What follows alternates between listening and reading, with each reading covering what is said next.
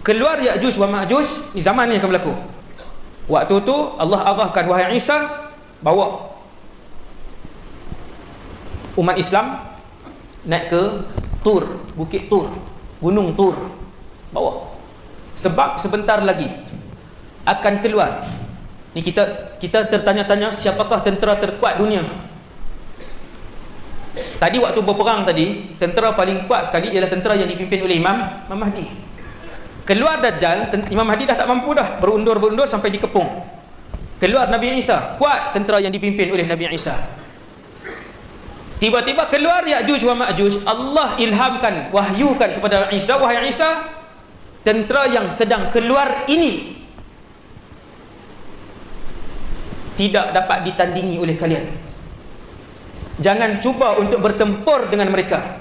Tuan-tuan bayang tengok, ramai mana pasukan ini